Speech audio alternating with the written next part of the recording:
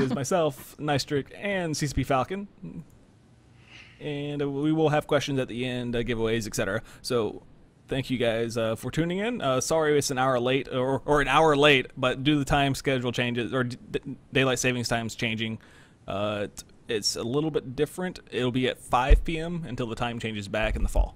Which I was unaware of, my bad. 5 p.m. US Eastern, 2100 Eve time. So it's better just look at GMT time, and you'll be able to know what's going on. So without further ado, CCP Falcon, you've been with CCP for a few years now. You're currently braving blizzards, and yeah, that's one way to put it. Yeah. So do you ride a bike to work, or do you walk? I know a lot of people walk everywhere.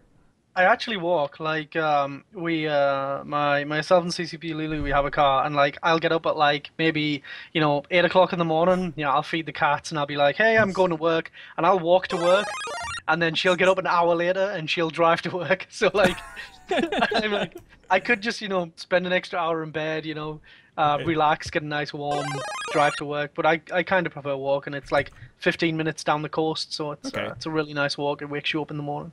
Yeah, that used to be really fun. That wind right in your face. It is at times horrible. It's not bad. Yeah, I know when we were there for the Alliance tournament, one of the biggest things was we stayed in that neighborhood. I'm trying to think. It's like a good 20-minute walk to CCP. So every single morning we had to walk to CCP 20 minutes down the road. But it was awesome because it was on top of this little bakery, which they have 1,000 of these in Reykjavik, and super cheap food, and it's amazing. Which that's one of my favorite parts about Reykjavik is a lot of the food is really good. Yeah, that's pretty much why I weighed 78 kilos when I got to Iceland. Now I weigh 92 because this is food. Yeah, it's like everywhere you go, it doesn't matter where you go in Iceland, you can always get amazing food. Like, it's so good. There's a few places that are pretty dodgy, but the vast majority of it's really, really good. Yeah, it's hard to keep the kilos off, especially when you don't want to go outside because the wind will literally knock you off your feet for like 6 months of the year. Yep. Which all of you going to FanFest next week will get to experience. That is part of the whole inclusive package. It comes in your FanFest ticket price. The experiences of Iceland. Oh. Hooray! Your week of being a Viking. Congratulations. Now that it's finally like semi-warm here in the wastelands of Canada, I'm like, I don't want to go anywhere cold, and I don't want it to be cold anymore. I'm so over it. Yeah, this is my life now. Just braving the storm, trying to get to work without, ending up in the gutter on my back. Like it's pretty rough. But it's nice. Well, just to interrupt you 1 second, we do have 2 new subscribers already. Thomas Lear, thank you very much for the subscription, and Hildover, thank you guys for helping support the stream. And Umbria. We forgot Umbria. I did not see that one. How about? So it's 3. Yes. Subhype. Subhype. And we still have yet to get our sub counter our sub train counter rolling. I meant to do that this morning, but I ended up playing World of Warships instead. Sorry. That's good. Priorities. So CCP Falcon, you were a player before you were working at CCP. When exactly did you start playing EVE? I know I personally started before Red Moon Rising. Yeah, I had like a super quick foray in beta. I had a little bit of a mess around with EVE in beta, then I kind of left it alone. And I was super stoked for release. I was really, really stoked for release on like May 6th, 2003. And I was like, yeah, I'm gonna create an account. I'm gonna do it on the first day, and I'm gonna play EVE, and it's gonna be amazing. And then my family booked vacation. So for the first week that EVE was live, I couldn't play EVE. I was like, shit, I'm 7 days behind everyone. So yeah, I actually started playing 14th of May, 2003. And I played pretty much solid. The longest I had away from the game was 5 days when I had a car accident in 2007. That was the longest I had away from EVE until October 2013, October 2012, when I came to CCP full time. That's really crazy because I fight a war and then I go AFK for about 5 months, and then I'll come back. Then I'll come back and play for another war, and then I'll go AFK for another 5 months. Yeah, I just got hooked. Like, I don't know what it was. I just like, it was like I started playing the game and I was like, yeah, maybe the game will last 6 months. It's made by a bunch of crazy people on a volcanic island in the middle of nowhere. You know, maybe it's going to last 6 months. I'll have a laugh with it. And then, you know, 2 years later, I'm like forming my own corporation. Then 7 years later, I'm like 7 years after that, I'm like, wow, I've been running a corporation for 7 years. Then, you know, about 8 months after that, I'm like, wow, I'm moving to Iceland to go work for this company. I'm like, what the hell happened to my life? You know? Whenever you were sitting down in high school or graduation school or whatever it's called, where you're from, did you ever imagine yourself working at a game studios in Iceland or anywhere for that? Like when I got out of school, I had two options. I could go the military or the civilian route. I was actually I was considering going into the RAF to be a pilot, a helicopter pilot. Either that or I was going to go to be an engineer, and I ended up going the civilian route and becoming a robotic engineer. And like the first like 6-7 years of that were great, and then it just kind of got boring. I got a bit sick of it, and then, you know, 10-11 years down the line, I was just like, change of career. CCP was hiring, and I was like, I'll give it a shot. I've been part of the community. And so basically what you're saying is robotics were too easy, so you decided to come deal with people on the internet for your challenges. That's step up in difficulty, just saying. So not only is he a robotics engineer, he's also a masochist. Very much so, yeah. Yeah, I started out life just as like just a maintenance guy, just an electrician. As I went on, I developed my skills a little bit, and you know, went to university, and then all of a sudden I moved to CCP, and now I have all these qualifications that I just never need to use again in my life, because I've just like completely changed field. So I'm like, you know, I'm here and now I'm doing something totally different. It's yeah, it's a breath of fresh air, but I'm like, damn it, why did I study for so many years when I could have just done this? Yeah. Like I don't know if it's the UK's this way. Like it's I think Sweden or whatever, where they pay for all your education. Does the UK do that, where they pay for your schooling and everything? Yeah, it's like heavily subsidized. You end up so what I did was I was an apprentice, so I was like kind of adopted, so to speak, by a company, and they heavily subsidize your education. They pay you as if you've got a job, basically, and you train to do something. Yeah, it's a really big thing in the UK. And then you can choose after that to go into university, to specialize into different fields, that kind of thing. And I kind of really like electronics and robotics, so that's where I went. Well, and in that aspect, at least you weren't from the U.S. where you have to pay everything. Yeah, like, I mean, I had decent student debt when I got away from university, but yeah, some of the stuff I've heard like about the U.S. and other European countries where it's like, you know, 70,000-80,000 worth of debt, I'm like, whoa, no, yeah. No, so you come out of school already in a deep asshole, trying to you have to work your way out of it. Yep. Well, especially like you who changed fields. Maybe you came out of college with your degree and you're like, man, I hate this shit. I have to do it because I have to pay this money back. Yeah, I got to the point where I was just like, Jesus Christ, what am I doing with my life? And I talked to CCP a few times. Like the first time I came out to Iceland was early 2000. Well, actually, I came to Iceland for vacation in 2006. Back when we were just moving in. When CCP was just moving into this building, and I came and I visited because I had a few friends at CCP, and I took a look around while there was still jackhammering the roof and putting the fourth floor on. And it was like, hey, it's pretty cool. It's a nice place, you know. Then I came back out again in 2008 for Alliance Tournament 4. I think it was 2008. Yeah, for Alliance Tournament 4. And I was... I talked to CCP a little bit about working out here, but I was unsure because I was making a decent amount of money back home, and like things were really good. And then it just got to the point where I just got sick of dealing with crap, basically. And I was just like, 2012, I was just like, yeah, let's make the change, and I just moved out here. Oh, so you got sick of dealing with crap and wanted to deal with the crap of EVE players instead. Well, I got sick of dealing with annoying crap and decided to deal with fun crap. That's the difference. Yeah, well, like I said, he's been playing for quite a long time. What we were talking about it before the show went live is I started back when I was in a sophomore in high school. I was 15 years old when I started playing this game. I'm 26 now. Wow. So it's been a few weeks that I've played this game. Giving CCP my $15 for my 6 accounts per month. That's a lot of accounts. Here I am, a scrub with my 1 account. Oh well, there's people out there with many more accounts than I only have like I have 2 now. but before I came to CCP, I used to have 9 accounts, and I was playing pretty solid. Well, that's the way it was back then. I Is you know. had to have those accounts, and I know. that's actually how I paid for my first Titan. Was I would buy a carrier account or a character that was in a battleship and close to getting to a carrier. I trained to a carrier and then unsub it because back then you could train while unsubbed on the accounts, and then you turn around and sell the account, and that's how I bought my first 140 billionist Titan. Oh my god. Yeah. Yeah, it's How are you enjoying that space coffin? I sold it, and now I have 2 more Titans. Oh god. Wow.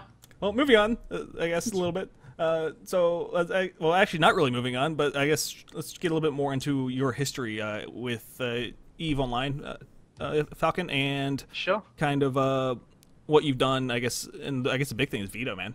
Yeah. Yeah, that's a bit of a long legacy. It's good fun. Yeah, I mean, I started out with a different character, the character that I was well known for when I was playing EVE. Originally, I started out just playing like a lowly Galente trader, and I was running around like an idiot. Then I created an alt that I wanted to go pirating with. My former main, that most people know me by, Verone. And I signed up for Huff Technologies. I remember vividly. I was like, I want to get into a pirate corp, and Huff were like sort of low sec and high sec pirate. I was in there for 3 days, and they kicked me out because they thought I was an alt spy. So I was like, oh, screw you guys then. So I went off and I joined SNIG back when SNIG was a low sec pirate corp, way before the days of Pandemic Legion. I was gonna say that's a long time ago. Yeah, this was like when Seamus, Shroni, Rasta Rocketman, the original owner of Drosk, and a few others were kicking around in low sec, mainly around like Passari-ish and Milken, that kind of area alone track. And we were just like pirating our Weasley little black hearts out. And then, yeah, like I think Seamus kind of got ambitions to do something bigger, which obviously materialized. And I wanted to stay in low sec. I just wanted to do the pirate thing, so I parted ways with SNIG and I formed VETO.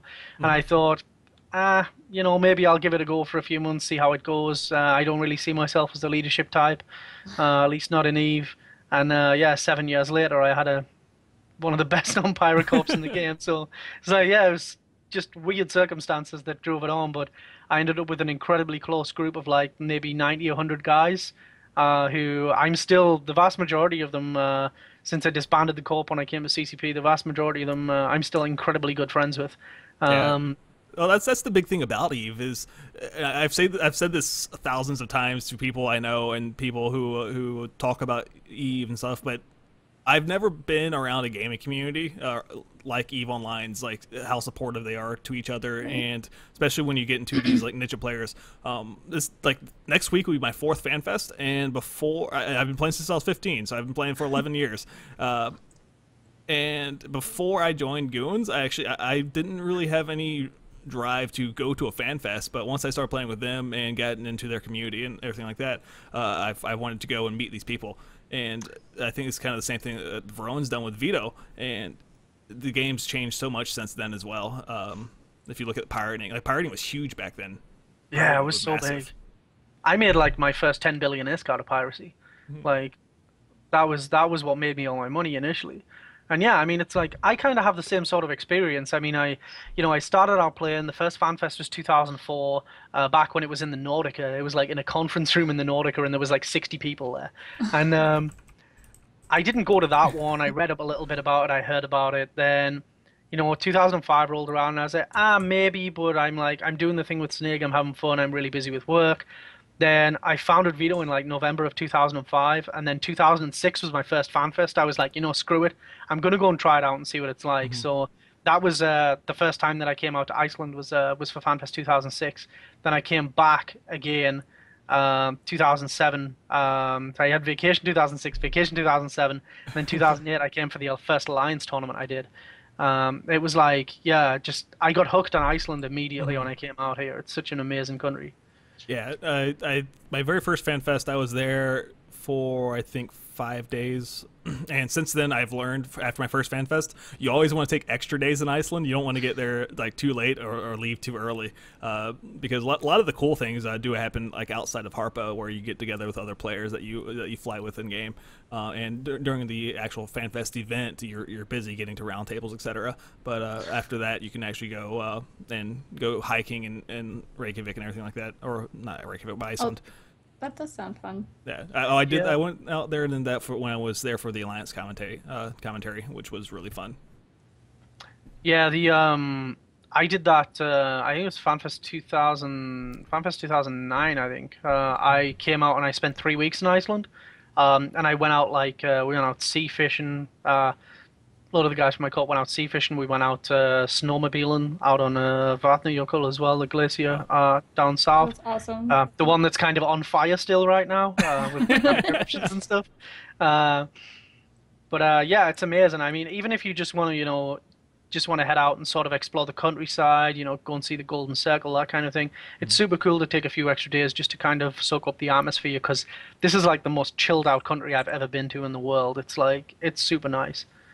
Yeah, it's definitely a really, really awesome experience. So if you've never been to FanFest, you should really try to get to one.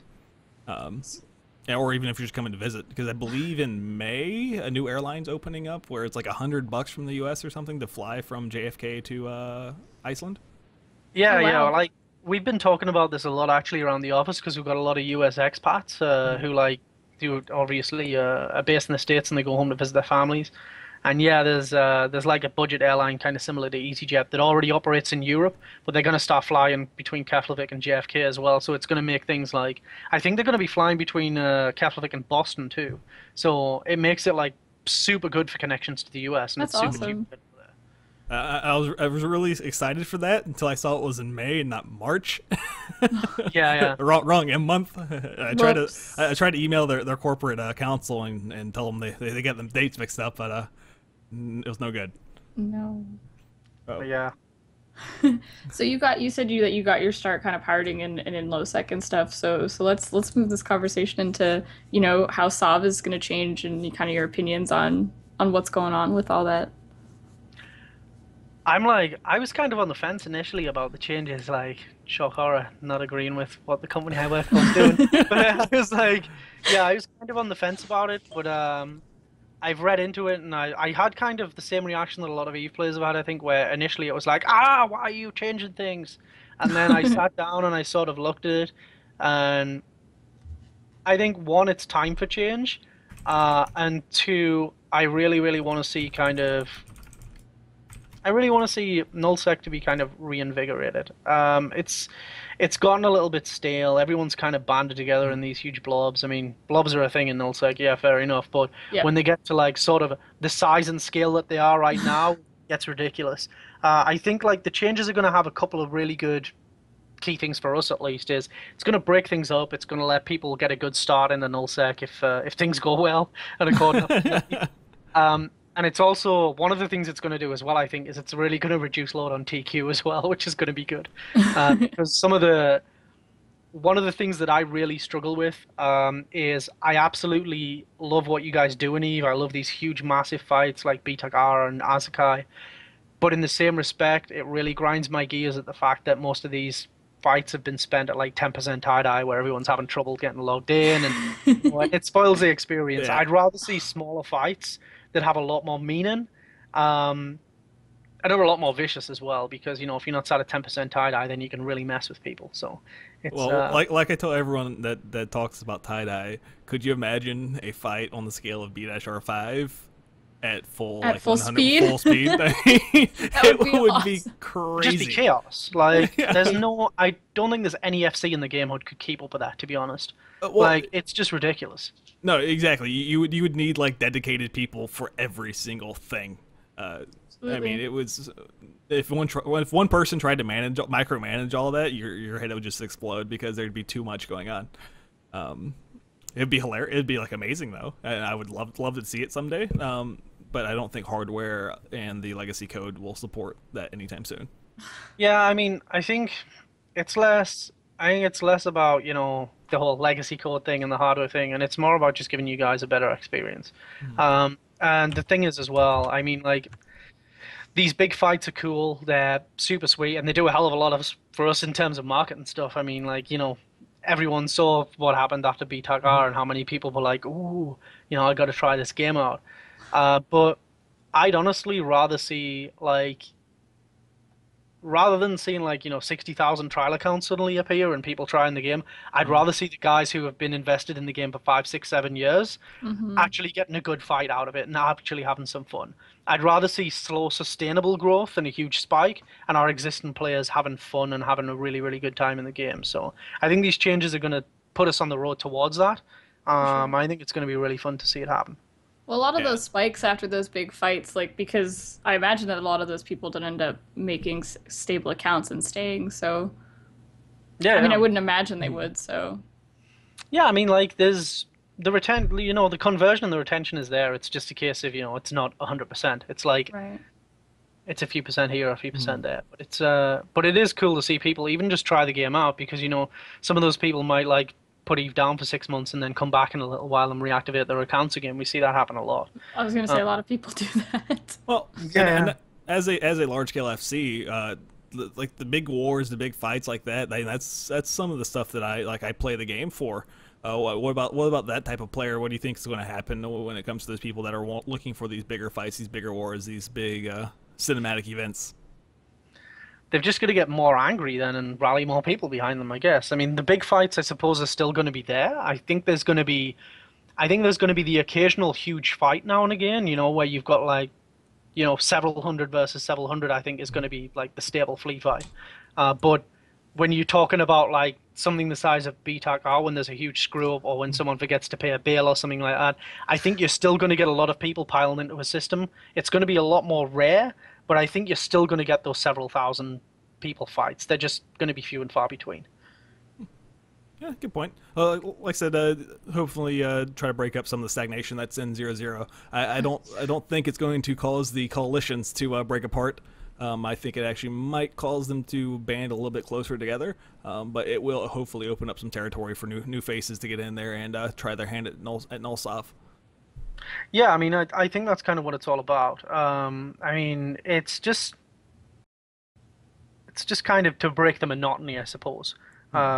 I think that's sort of the... I mean, I'm not a game designer, don't get me wrong, but I think that's kind of some of the thinking behind By the way, guys, everything he says is what's actually going to happen in the game next week. Yes, absolutely.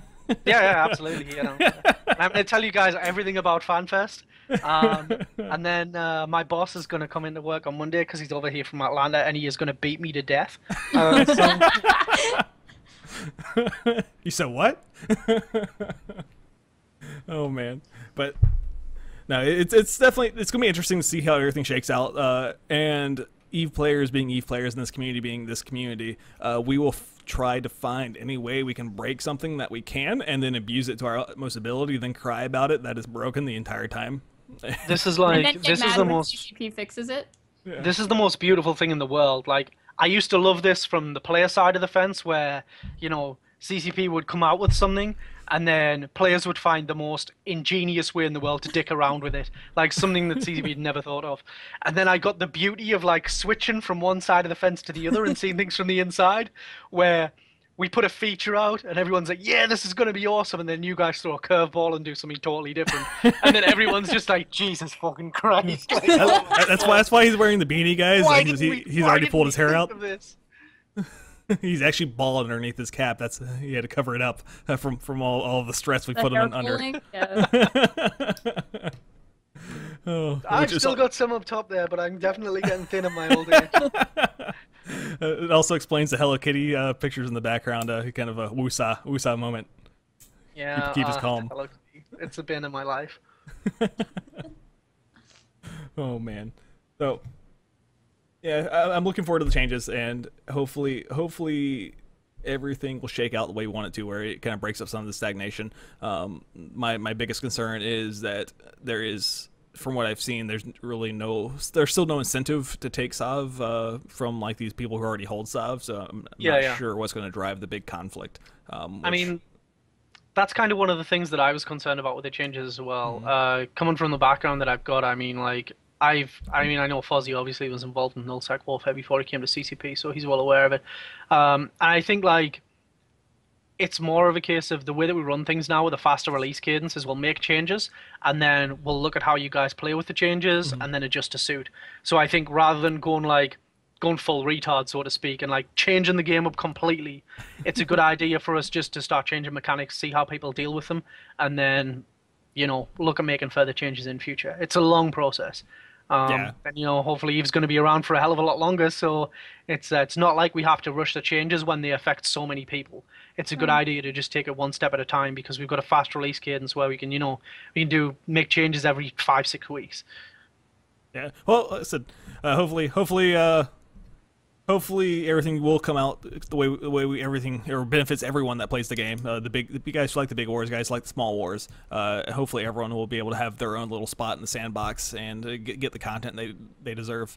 And like you said, it's not something they can snap their fingers and fix because there is so much invested into this game.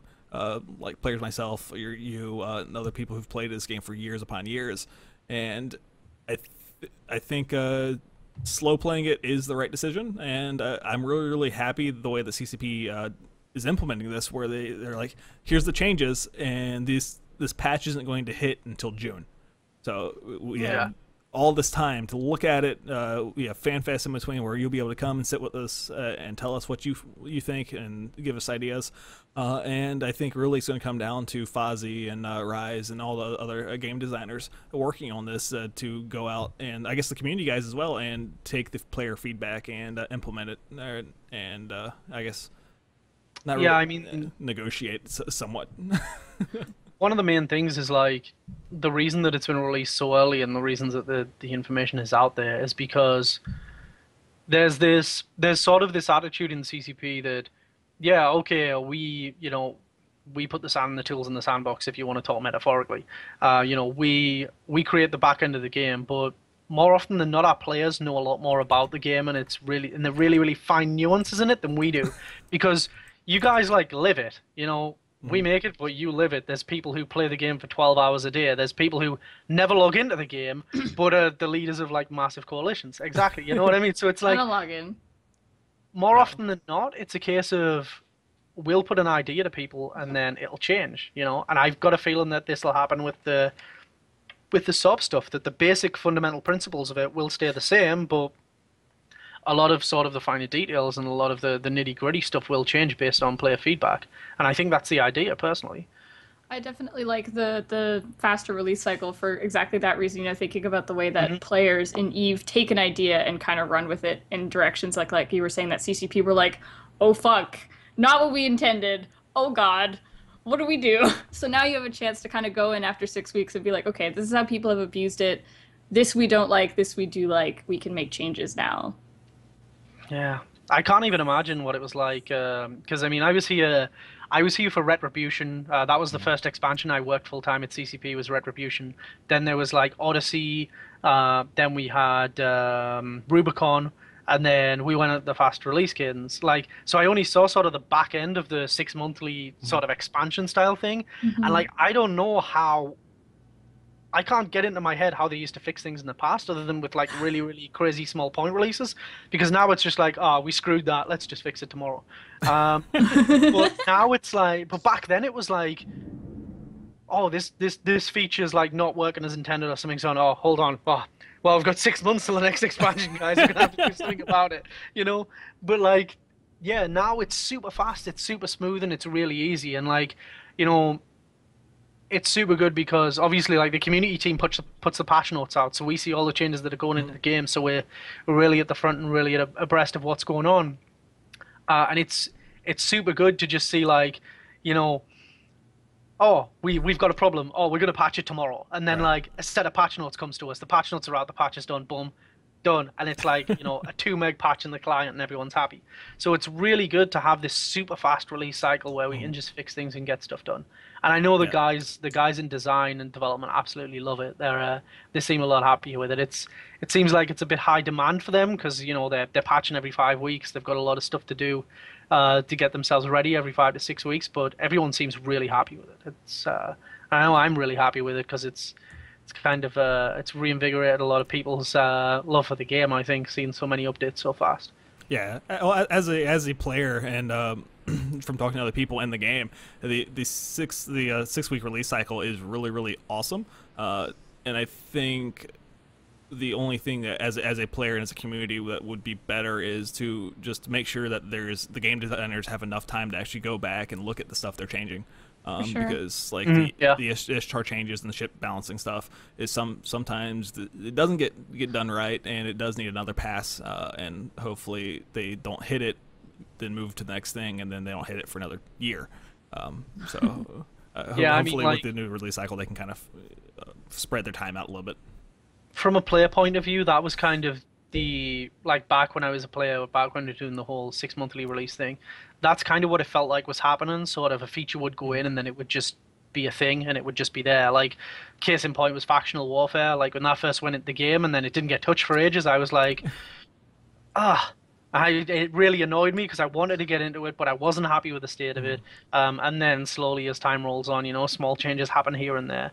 And yeah, it's something that is like commonplace right now, where you can see this in like changes to the UI, like all the little things that CCP Karka and CCP Puncturus are doing. It's just like we've got sort of high level feature stuff going on, but at the same time there's all these little back end fixes and like quality of life improvements that are going in as well, and it's really nice to see it because I still like to play Eve a hell of a lot, even though I'm playing it a lot less than I used to, and I've completely switched focus on what I'm doing in game. I'm a terrible Care Bear now. Well, yeah, it's super interesting, and it's really nice to see the game getting some love and getting some maintenance.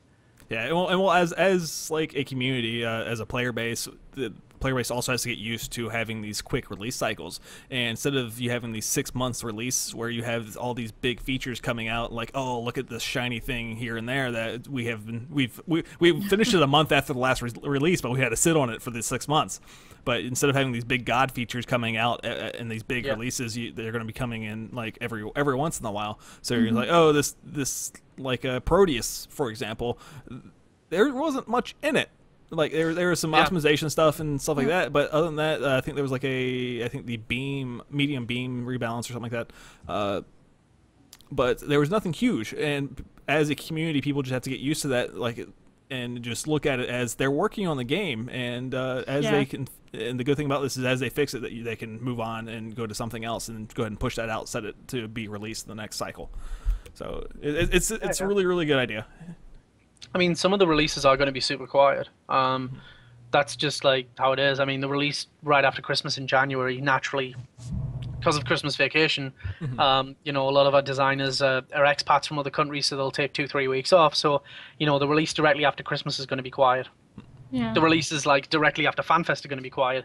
And there's going to be some times where there's like small quality of life changes and, a really basic patch comes out. And then other releases are going to be like a lot bigger with a lot more features. It depends on when people get finished up. It's kind of cool the way that it works now, that like, all of our game designers, all our programmers know that there's a release every 5 to 6 weeks. And they can just say, okay, I'm working on this feature. It's not going to be ready for this one, but it's going to be ready for the next one. And they can just sort of plow on with it and get it ready. And there's not like, well, I've got this thing finished, but it's 4 months till the next expansion. And this has got to wait for 4 months and stay on a shelf gathering dust for 4 months before I can put it out. I think that kind of disheartened a lot of people as well. And it sort of created the mentality of kind of a last minute rush to get things done.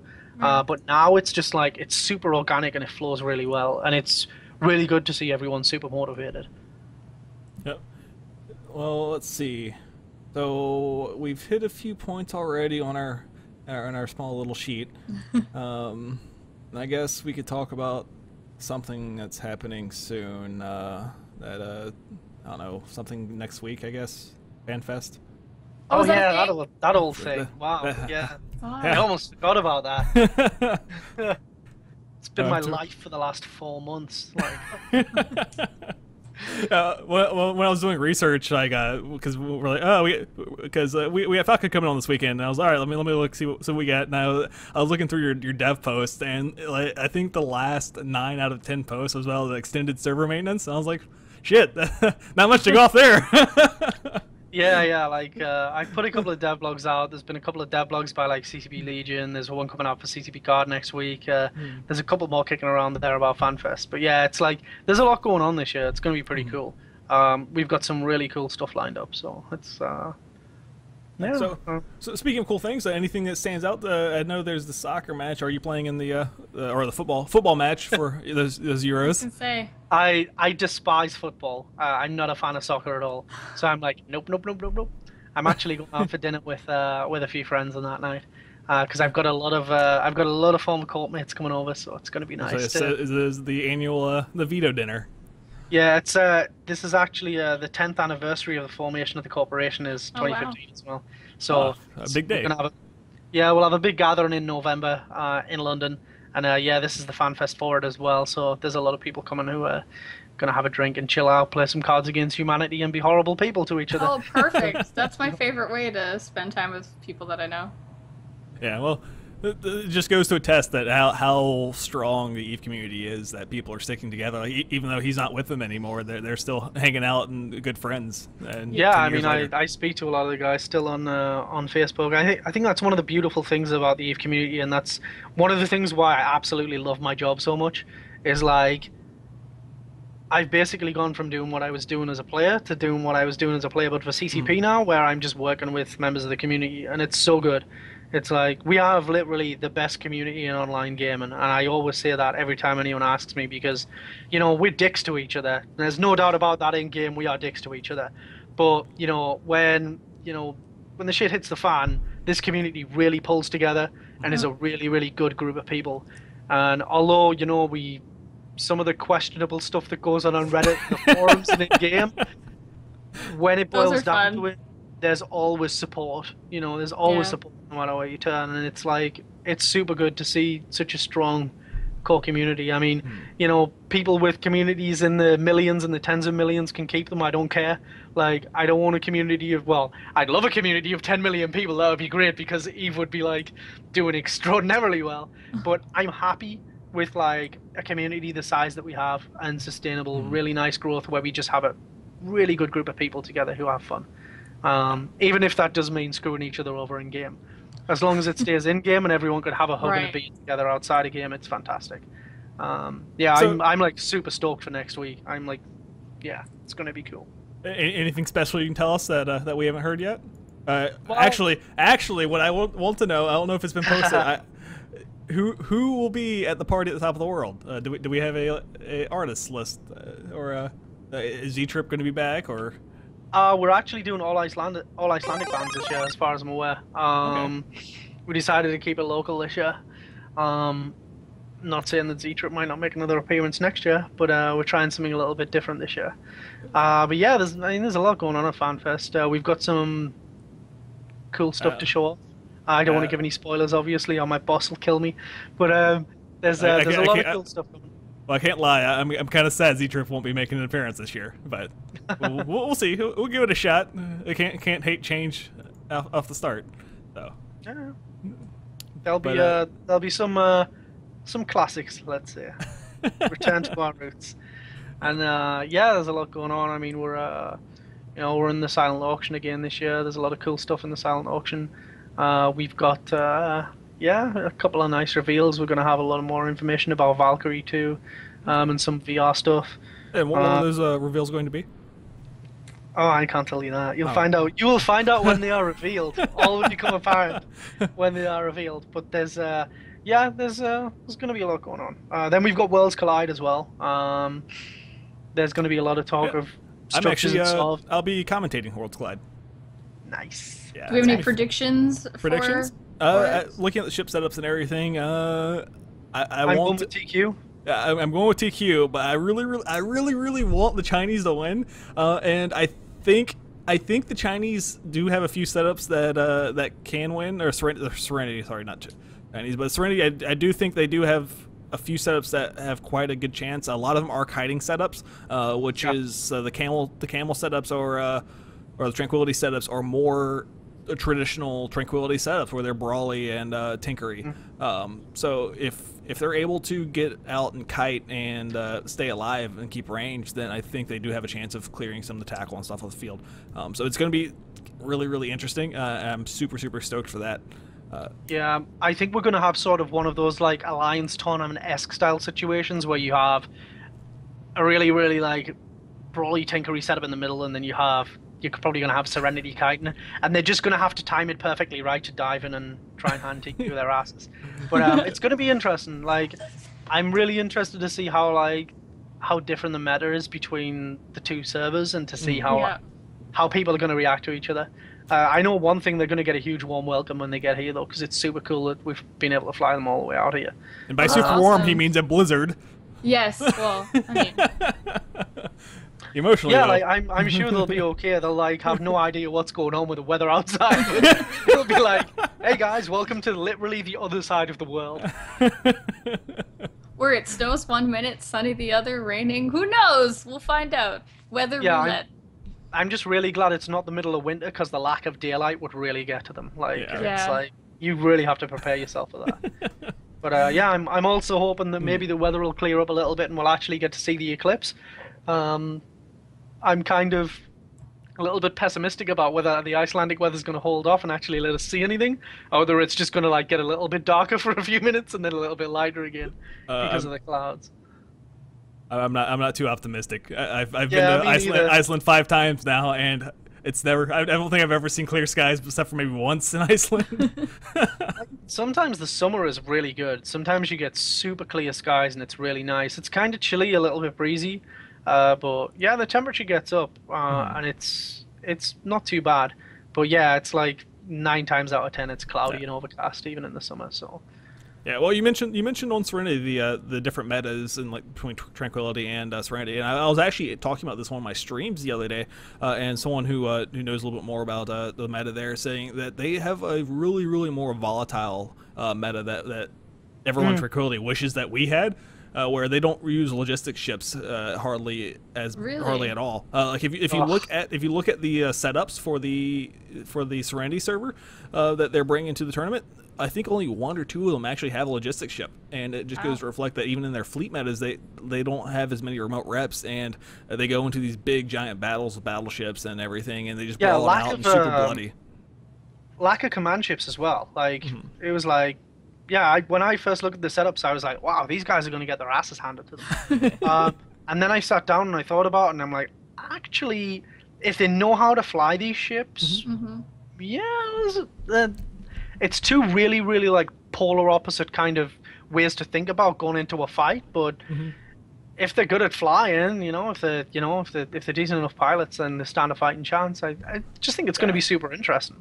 For sure, it'll definitely be interesting to see the way that different. I always love watching different metas, like in any game, measure up against one another. I love international kind of tournaments like this. They're always so interesting to see. Yeah, no, it's a. Like Sarcade just said in chat, holy crap, I'm moving to Asia. So I mean, like all the TQ players want these super bloody fights, and the problem is everyone's bringing logistics and command ship bonuses and everything, and once their logistics or command dies, they're like, well, GG, I guess we're leaving. Yeah, so it's everyone's. Yeah, it's like, like I'd give some simple advice to the guys in TQ: if you want fights like that, go out and fly like that. And man up. If you lose your logistic and your command ships, just dive in there and beat some ass and see win. Like, all in. That's the way to do it. Yeah. Absolutely. Like, don't mess around. Just get in there and mess people up. Yeah, for sure. Astro, there's as far as I know, there's never been a TQ versus Serenity event before. I believe this is the first. Yeah, this is the first. Yeah, and it just kind of spawned out of it, just like as many things do, just a random talking session. It was like, wouldn't it be cool if we could do this, we could do that? And it was like, it would be cool, let's do it. We could do something else. Yeah, and then it's like, let's do this. Many beers were had, and a plan was formed, and here we are. Should be good. I think the beers were before the discussion, not after. It is CCP after all. A little bit of column A, column B. Speaking of beer, I meant to ask you about this tweet that you sent out with your beer diploma. Do you want to explain this? Actually, hold on. Where is it? Okay. There it is right there. So what exactly is this? Yeah. So there is a thing in Iceland called beer school, and it's run by it's actually it takes place in the Egil's Brewery just outside of Reykjavik, or just outside the center of Reykjavik, and it's like this kind of beer appreciation and school thing where you go along in a group. And you sit down and they give you this presentation and they show you like the history of beer and the history of beer in Iceland and all the different types of beer that they brew and they make. And they have this wonderful tasting session, which like they give you like 6 different stuff. They give you like a pale ale, an IPA, they give you a stout, they'll give you a, That's awesome. and it's like, and it's super good, and they show you and they like give you all the different types of barley and hops and stuff and yeast and stuff that you have to like smell and get used to the smells and sort of the textures and stuff. And by this point you're pretty hammered. And then they go through some more stuff, and like there's free beer on tap all the time. And after about 4 or 5 hours, maybe longer, maybe 6 or 7 hours. I can't remember. I was drunk, but you go through this like long day-long class, and then you get a tour of the brewery. They show you around and they show you how they make the beer, how they bottle it, you know, how they ferment everything, and then you get this little diploma at the end that says I've been to beer school. So it's kind of more of an appreciation thing than anything else. And what it was it was like the entire community team. Plus the PR team, so CCP Roughage and CCP Manifest and my boss CCP Bad Cop as well, all joined us, and we all just went to this beer school for a day for a team building thing, and just got drunk and learned about beer, and it was fantastic. Yeah, it was great. Amazing. Someone asked, are the beer portions geared towards Vikings? They are, yes. It's glorious. Oh. Like a taster, like a keg taster a in person? Iceland. Yeah, a taster in Iceland is half a pint, so it's Awesome. and then it's like, you know, you have a 1 liter beer glass, and it's just like, if you want another beer, let me know. And while you're learning about beer, and the guy's running through all these slides and telling you about the history of beer in Iceland and the prohibition and stuff, he's just like, hey, do you want another beer? And he's got like a draft tap behind his desk, and he's just filling you up constantly, so you end up amazing. absolutely messed up by the end of it. Like we got in cabs to come home. We were rolling around like snooker balls. It was the best. That's amazing. Then you have to go to work the next day, and you're just like, oh, I wish I'd paid more attention. Why? But yeah, it's super cool. It was really good, and I only remember like half of it, but it was great. And so to jump back 1 second, FanFest, are you doing any presentations yourself, or are you doing any type of like what are you doing this FanFest? Like what does CCP Falcon have planned? So I'll be in the story and law roundtable. I'll be in a lot of the community-related roundtables, so the player gathering roundtable. I'll be at the community booth a lot. We have a community panel as well that's going to be going on, but it's not really going to be a presentation as such. We're just going to get up on stage in a panel room, and people can fire questions at us and grill us and talk to us about the community, basically. So it's just going to be an hour sort of shooting gallery where people can just fire questions at us, talk to us, and have a little bit of fun, and just generally have a chat. But yeah, there's a lot of cool stuff. I'm also with CCP Affinity. I'm running the cosplay contest this year, so hopefully that'll either work out fantastically or completely hideously. It's going to be polar opposites one way or the other. It's going to run great, or it's going to be full of questionable content. Either way, it should be a laugh. That's fantastic. I think I might make an appearance on Eve TV as well. I'll be probably going on with CCP Torre France to talk a little bit about the book we've just announced, The Art of New Eden, because I was a little bit involved in taking care of some writing for that. Then we've got, I'll be sitting in on most of the other sessions as well. I really like to hit the game design sessions. I want to hit some of the structure sessions as well, hopefully, because we're going to be talking a lot about the future of structures. And yeah, there's a lot of cool stuff, actually. I'll be on the pub crawl, of course, intrepidly leading a team on the pub crawl. And there's no banners this year, right? No flags this year. Not after the wonderful shenanigans of last year. I still have the flag, by the way. Yay. Did you? It's literally at home in my apartment. I'm going to put it on the wall at some point. Although at least I would put it on the wall, but CCP Lily won't let me. She'll just say no. She's like, no, you're not putting it up.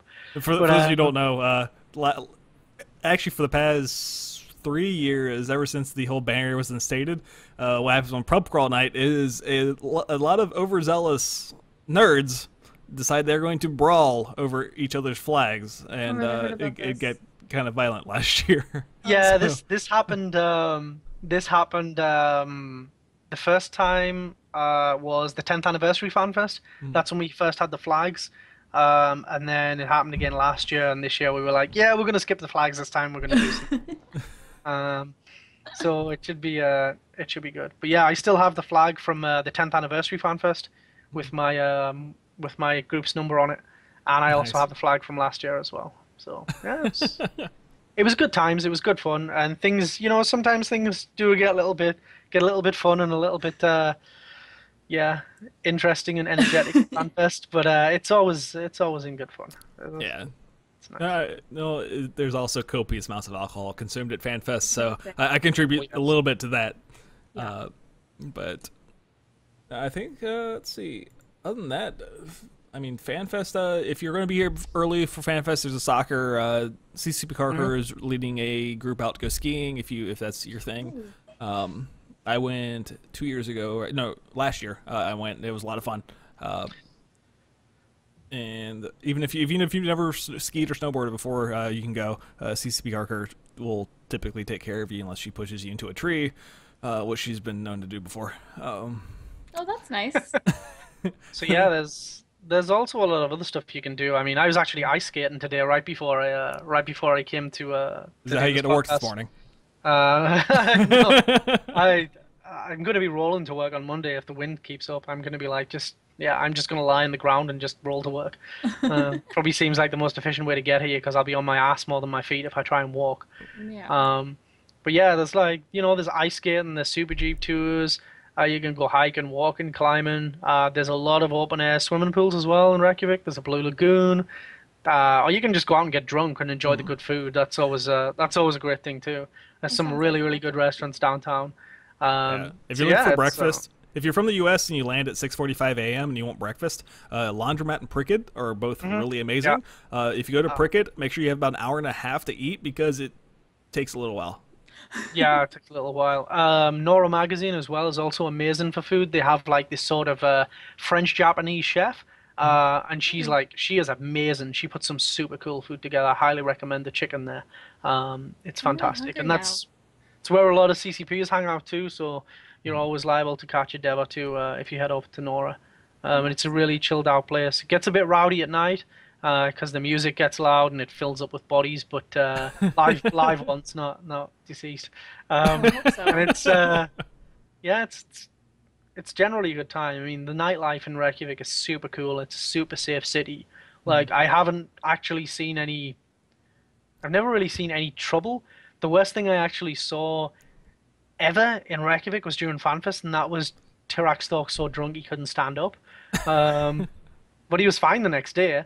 And there's some amusing photos out there on the internet. But other than that, it's like, yeah, it's super clean, it's super safe, and it's just really good fun.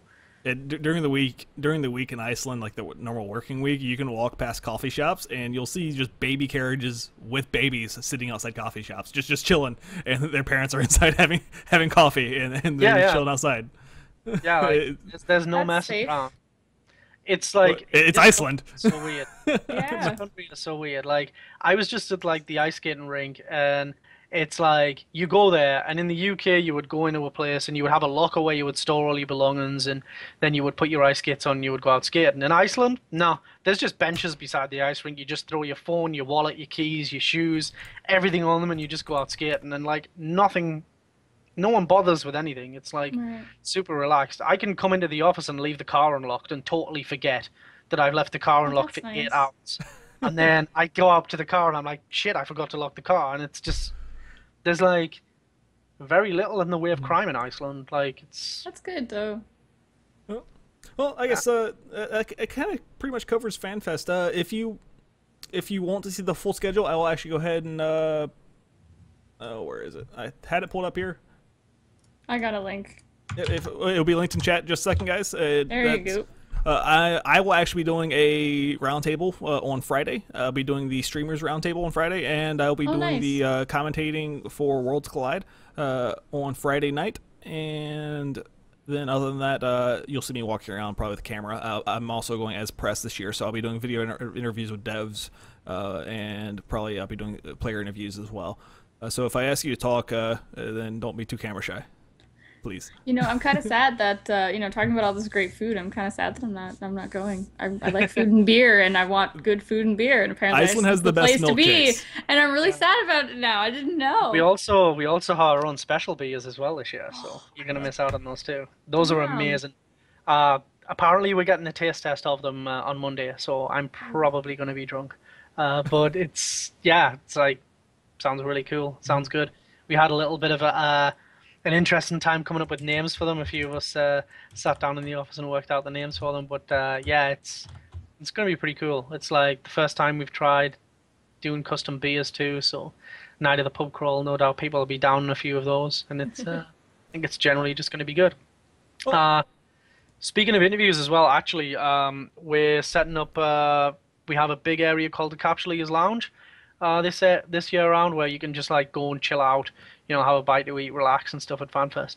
We're actually setting up a testimonial booth there as well, where we're actually going to interview players and get like a little bit of information on their background in Eve and what they've done. And we're hoping to like put a big montage together, like kind of This Is Eve style, just to show off, you know, just to show off the community and what people have been doing and how they came to get involved in Eve and kind of what it means to them as well. That's awesome. I look forward to seeing that. But I guess moving on to something a little bit more controversial. From what I've been told, is you had a major like driving role in the whole Summer Blink. Wow, that's a change of subject. Yes. Yes, it's going back to the past a little bit.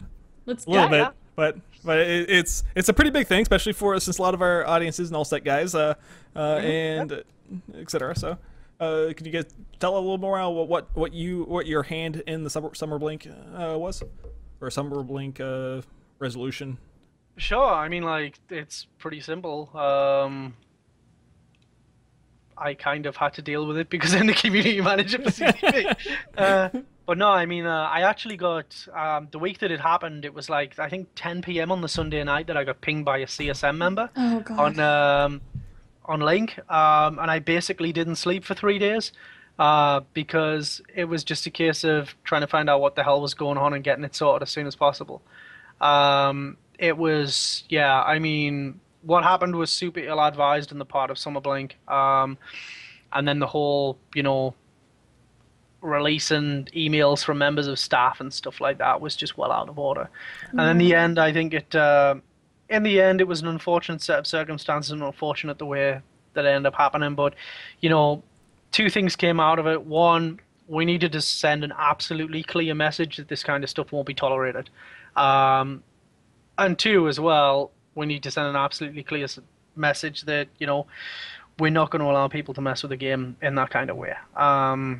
I mean, there was all kinds of rumors and, you know, mainly unsubstantiated rumors around what was going on with Summer Blink and the fact that it was an attempt to cash out and there was RMT involved and stuff like that. But it's, I mean, that's something that we're never going to either turn around and prove or disprove. We're not going to, you know, delve that deep into it.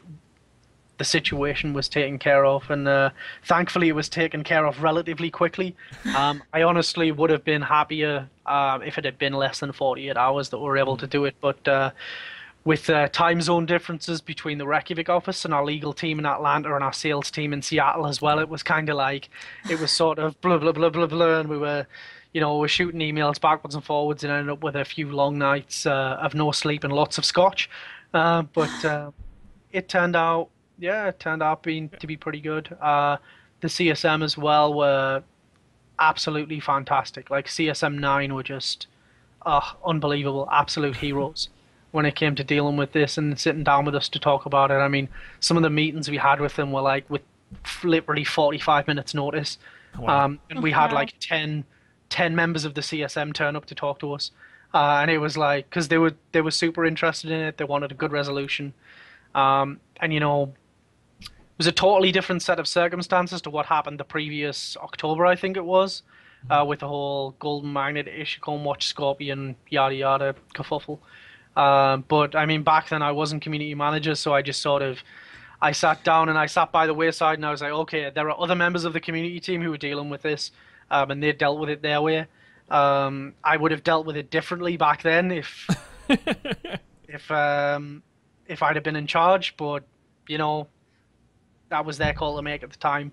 And then this time around, when stuff went south in June, July, I believe it was like June, July last year, roughly.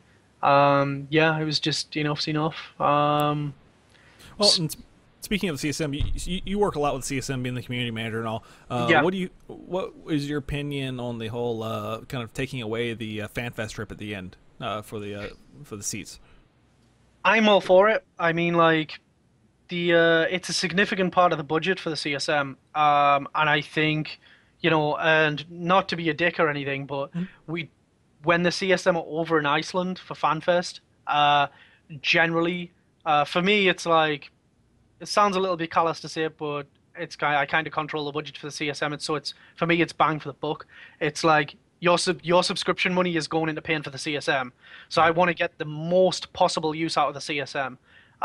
They're incredibly useful. They're fantastically useful to us. So I think knocking the FanFest trip on the head, when the vast majority of the CSM are invested enough in the game to come to FanFest anyway, and being able to bring more people to a summit or have a bigger budget for a summit to host it for more days, or to be able to, expand on the summit a lot more and be able to get more sessions in there, more developers in there, and pay to be able to have people out here longer, I think is a worthwhile trade-off rather than bringing people out for FanFest. I think it works better for us. It gives us a stronger council. It gives us a stronger line of communication with them as well. Because a lot of people, some people bill the CSM as, oh, it's a, 3 times a year it's a vacation to Iceland. You don't have to do jack shit in the meantime. It's actually a super intensive and very, very busy thing to be involved in. For sure. Well, and it's like, on that note, is there going to be any? Are you guys thinking of any other way to help compensate them for this time? Because like when I did the Alliance tournament, I had to use I went to FanFest, I went to the Alliance tournament, and then for the next year, I had like 1 day of vacation for the next 365 days. So I mean, it is like a lot of time off work and stuff, and they do put a lot of work in. Like even when they're at home and with Skype channels and Confluence and whatever you guys use to manage it. Is there any other form of compensation you guys are thinking of, like kind of like maybe another carrot, like to put on the stick, for them to put in all this effort? Yeah, I mean, we've talked about a lot of stuff. And obviously I'm not going to go into detail, but there's quite a few things that we're thinking about doing in order to be able to compensate people on the CSM. Again, it's like kind of, it needs to be a good trade-off. It needs, on one side of the coin, we're really, really happy that people want to be involved in the CSM and want to serve on the council. It is a lot of hard work, but on the flip side of the coin as well, we don't want to be like sort of encouraging people just to run for the CSM for the perks of it. It's like there's got to be a super clear balance between the two sides of the fence, and I think it's it's something that we do need to look at further, because like some of the people who've been involved with CSM 9 and CSM 8 as well were just phenomenal, and the amount of effort that went in on their part was unbelievable. Like, I can't say enough good things about the CSM, to be honest. These guys like just go balls to the wall and getting stuff done. But in the same respect, I think we could do with a little bit more of a pat on the back. But it needs to be a good trade-off where we're not in the position where we're going to be, encouraging people just to run because they get perks. Okay. Makes sense. Well, it makes sense. And FanFest trips are not cheap, especially this year with the eclipse and everything. Everyone's using Iceland as a stopover to get to Faroe Islands. I think my ticket was twice as much this year as last year for airline. But I guess a quick shout out to three new subs that we did not get to shout out yet. Gaylord Fappington, thanks for the sub, buddy. Best character wonderful name. Gaylord Fappington, yeah. And then Alias, EIAELIS, I think I said that right. Thanks for the sub, man. Thanks for the support. And Skaflaw or Scaflaw. Yeah, I'm glad that you tried to pronounce that, because I was like, I don't even know where. Yeah, nope. And thank you guys all for the help, for the support in the stream, and appreciate you guys, and hope you enjoyed the show. So I guess we're kind of all over the place at this point on our sheet. We are. So if anyone's looked at the Eve Wiki for Rowan's character, you've seen that he's gone in a lot of detail for the backstory of his character, and at CCP he also does a lot of the or not a lot, but some, or a lot, I'm not exactly sure, which we'll find out of the what is it? I guess the lore and the background stuff. Backstory, yeah. Yeah. So, and you mentioned earlier he helped write the e-source book and the other book that's coming out. What have you done any work with the sleepers or the lore with that? Yeah, a little bit. One of my first projects when I got to CCP actually was helping to assist in writing Eve Source. It was myself, CCP Abraxa, CCP Naughton, CCP Etern, and CCP Delegate Zero. So there was like 5 writers plus CCP Toffee France as well. So there was all of us who were involved with Eve Source. We all pitched in to basically pull together a backstory Bible for EVE Online that would be basically the founding principles of everything backstory. Then we got wind that this new book was being written as well. So myself and CCP Torvi France sat down and wrote all the text for the new Art of New Eden book that's coming out in a couple of weeks with Dark Horse. I've been involved with the scripting of the Eve Valkyrie comic books as well from Dark Horse that are on the way, and the True Stories of Eve as well comic books. I work quite heavily on those, just giving advice to Dark Horse about sort of setting backstory, the kind of ships that people use in the game, that sort of thing, and the sort of combinations of hulls that you see together in space. I've done a little bit of work on backstory for Valkyrie as well, and a little bit on Dust too. But my primary focus has been on Eve backstory, and I regularly work with CCP Affinity and CCP Delegate Zero, and the 3 of us kind of form this little sort of law circle within CCP where we bounce ideas off each other and write chronicles, write backstory, put together the news, that kind of thing. I have to say that in regards to lore, I've never really been in terms of Eve, never really been too interested in lore, but ever since these scope videos have started coming out, they've kind of turned lore into something really interesting, because it's like this speculative news thing where some voice is talking to you about, oh, these interesting things are happening, we don't know what it is, ooh, stay tuned, and it's making lore interesting. Do you have any input into those as well? Yeah, so those are actually those are a little bit of a pet project by CCP Loki, our senior video producer, and he's the guy who worked a lot previously on in-development videos. And he was like, sort of, I've really got this cool idea. Can you remember the scope trailers?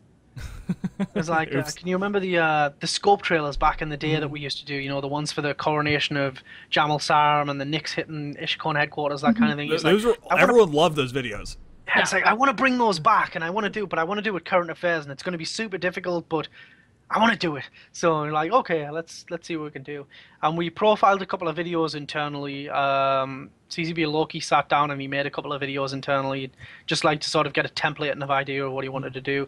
And yeah, I mean, like in terms of the video editing, grabbing the voice actors, doing all the UI elements, everything that is pretty much a one-man show.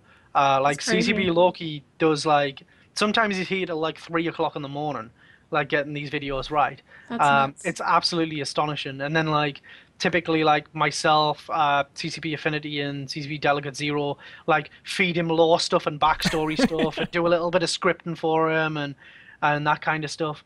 And it's and yeah, it all comes together and it's absolutely fantastic. And we want to get to the position where we're putting these out super regular. So like maybe sometimes it'll be about like backstory stuff that NPC factions are doing, or a little bit about the drifters. And other times it might be about, the stuff like you saw with Red Alliance. Yeah, it's super cool. Like I'm a vicious lore nerd in EVE. So it's really, really good to see that kind of stuff come to life. We even sat down and we made a few characters that are like scope news and are Mars certified news people. So we're sort of like developing a few reporters that are going to be familiar faces in the videos and stuff. That's amazing. Yeah, I mean, it's been covered on Kotaku and a couple of other sites now as well, and everyone seems like super happy with it. It's like all credit to CCP Loki. Like he was like totally the driving force behind it. And we've just been like feeding him little bits of things and like little bits of ideas and stuff, and he goes crazy with them, and like all of a sudden he's like, hey, come over to my desk, come and look at this. He'll like ping me and be like, come and look at this, and he's got this like crazy concept for a video, and it's like, this is gonna be good. I can't say enough good things about those videos. Like they're so good and they're so interesting. Well, the chat as well. Chat as well is saying how much they love Yeah. him, and so he's definitely onto something. Yeah, and like it makes it super accessible as well because you've got to go if you want to learn more about Eve lore. There's a lot of it, so you've got to go to the wiki or you've got to grab a book and you've got to start reading. There's like 3 novels plus there's the Eve source. There's the Art Avenue Eden coming. There might be more books in future as well. We're like exploring the idea of stuff. So it's like one of the ideas that we're exploring is putting a technical backstory book together as well that covers like the history of all the hulls and ships in Eve and like Oh, that would be amazing. Goes into like super technical detail about everything. And I'm like the primary person at CCP who writes technical backstory because of my engineering background. So Right. it's probably going to steal like 5 months of my life or something writing like history and technical specs for ships. But it's something I'm super passionate about and I'd love to get it off the ground. I hope we can do it. No promises, obviously, but it's something that I've suggested because I think it would be super cool because we've got a really rich, diverse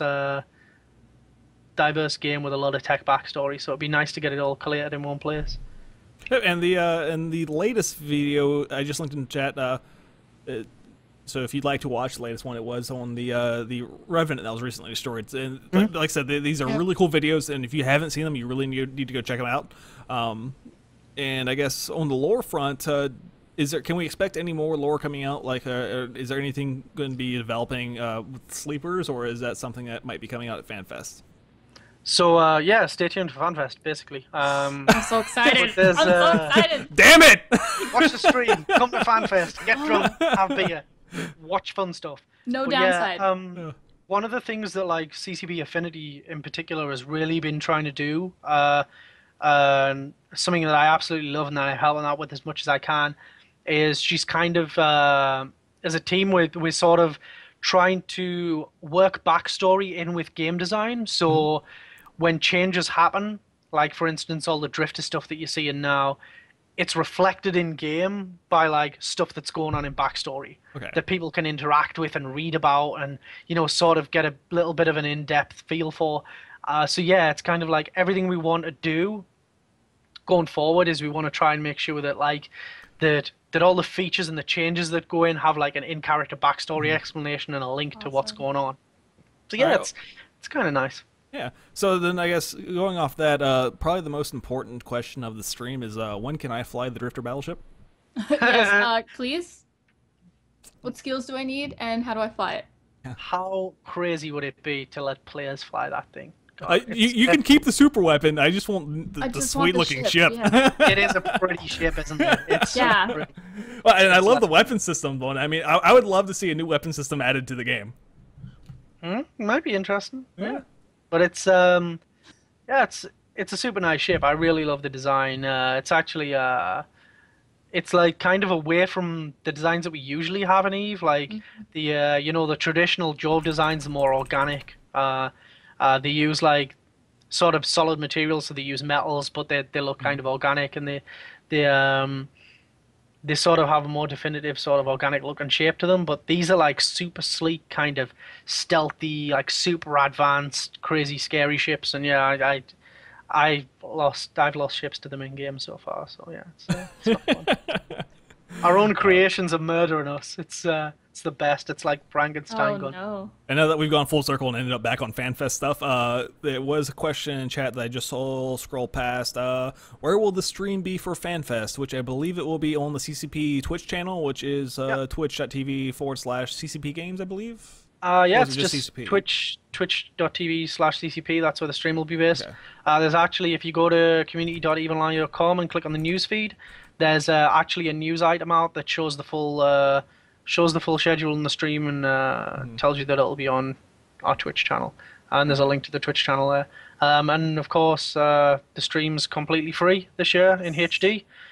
So we're not charging for it at all. We want everyone possible to be able to enjoy FanFest. Even if you guys can't make it out here, we want you to see glorious high-definition pixels of everything that's going on. I'm really... I know a lot of people or not a lot of people. I know a handful of people who are actually upset you're not charging for the HD stream this year because they are sad they aren't going to get the cool ship skins and stuff that come with it. There will be There will be an devlog next week that will explain how you can get your hands on the FanFest ships by not buying the stream. So they're not out of luck. CCP Guard has a devlog coming next week that will explain exactly what's going to happen, and there's going to be a little bit of a promotion over the course of FanFest. That's going to be pretty cool, and people will be able to pick up the hulls that way. Perfect. So I guess let's see. We're an hour and 11 minutes into the show. We typically run about an hour and 30.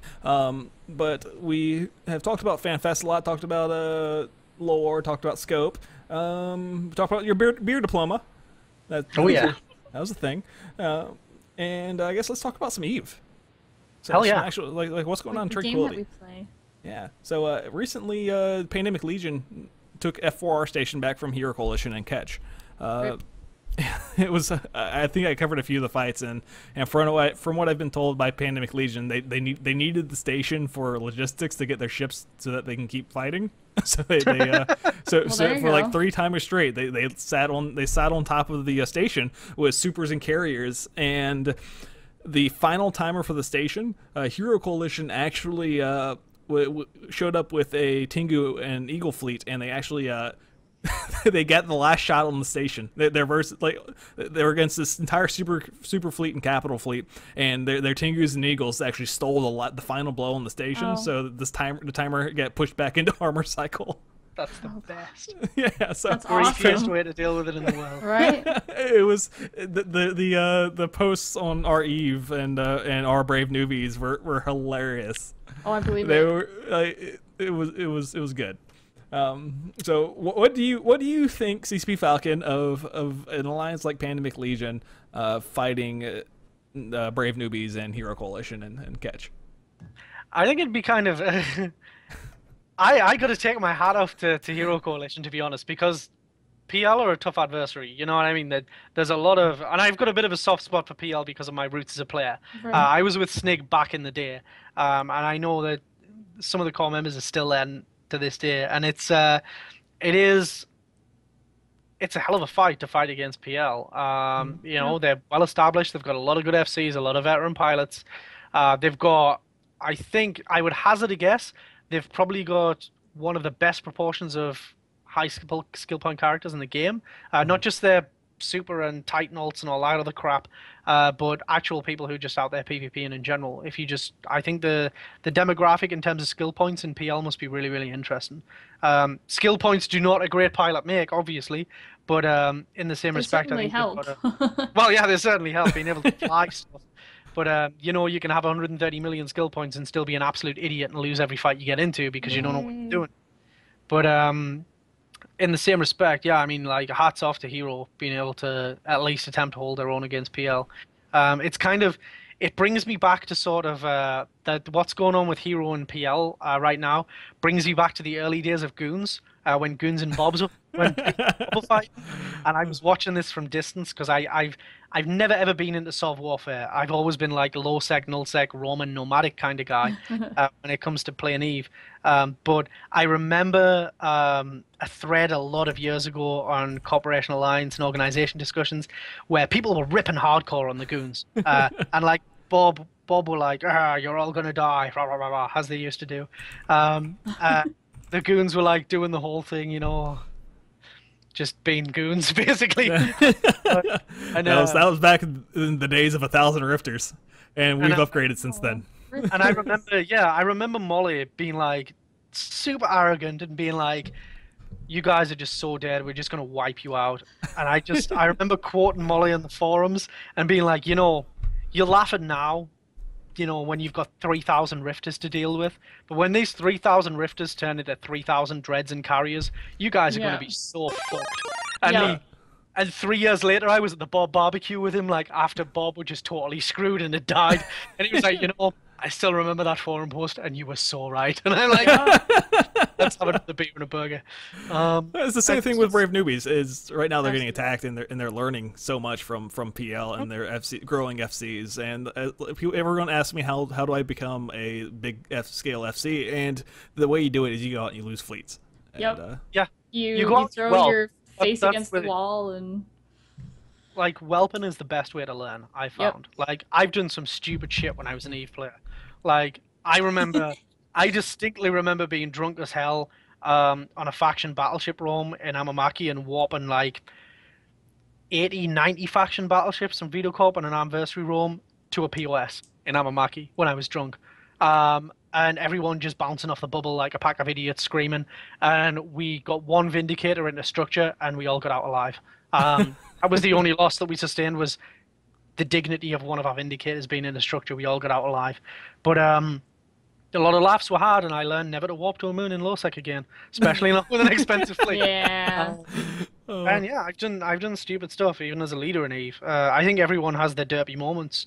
But yeah, I mean, going back to the whole PL hero thing, I think it's fantastic. I mean, I can't help but love and promote organizations like Hero and organizations like Brave Newbies. Got a lot of love in my heart for people who'll just dive into the game, not give a shit about kill to death ratio, and just go and have fun and learn. Yep.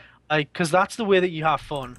When you get super ass tight about holding solve and having a perfect kill to death ratio and beat the best of the best of the bestest, it takes the fun out of the game because you become risk adverse. You just need to get out, pound some ass, and have some fun and just blow shit up. That's the best way to play Eve. Yeah, we had a fight on stream on Wednesday, I think. Myself, Elise Randolph, and 4 other people. And I think we jumped into like 20, 25 dudes. And Elise was like, "Man, I'm not sure if we can take this." I was like, "Bro, we got this. All those awesome TVP videos you see, this is how they're made, by people just going YOLO and just jumping in and taking the fight, and we ended up winning it, so it turned out well.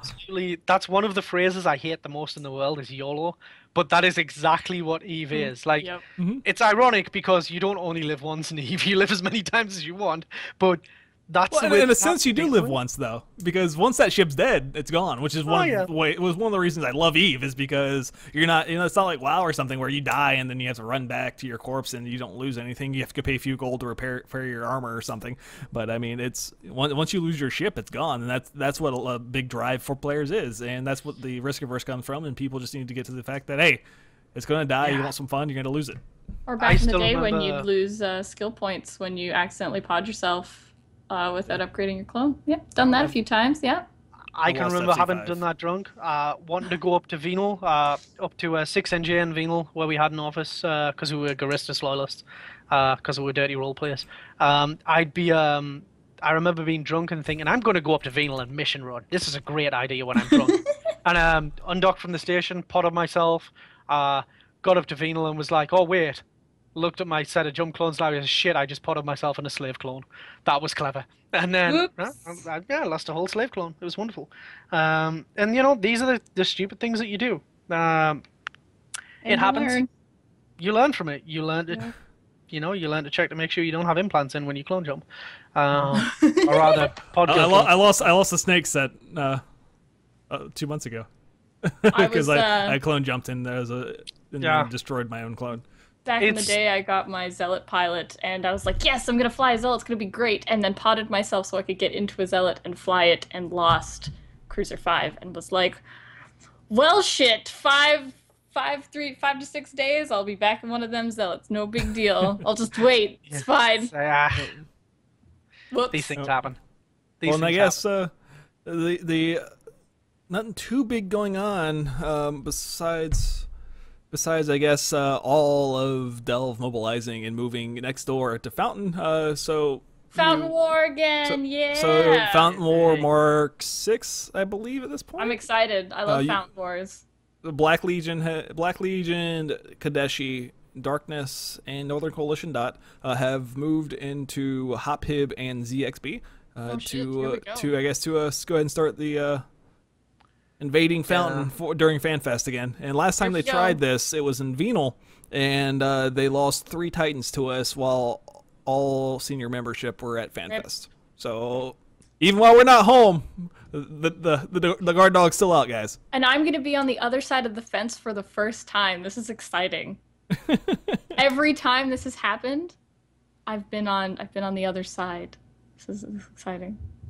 Yeah, I'm just interested to see what happens. Maybe there'll be some scope videos about it. Maybe we'll have a little bit of fun with a little bit of there better be some scope videos and stuff. But I'm just super stoked stoked to see what happens when the changes do actually hit in June, July. I'm really hoping it gives things a little bit of a shake up and we get some people backstabbing each other and fighting. I think it's going to be wonderful.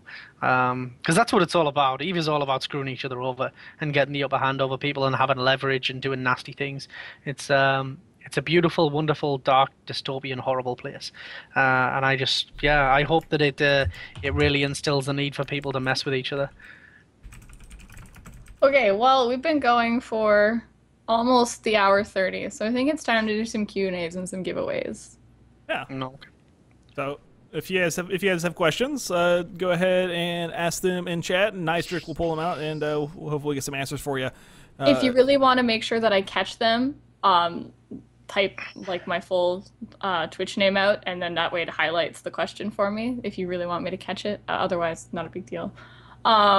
But while people are asking questions, we're doing two sets of giveaways, right?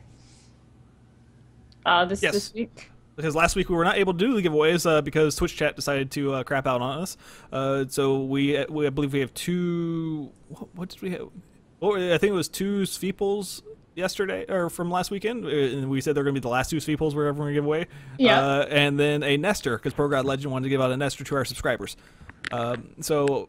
And then we have to do two more giveaways, which we will have to pick ships. Usually Matani picks. So yeah, this is if you guys have any ideas of what you want, not Titans, not Dreads, not Carriers. And then we also have another faction ship sub giveaway from that CCP Falcon will get to choose. So whatever ship he would like to give away.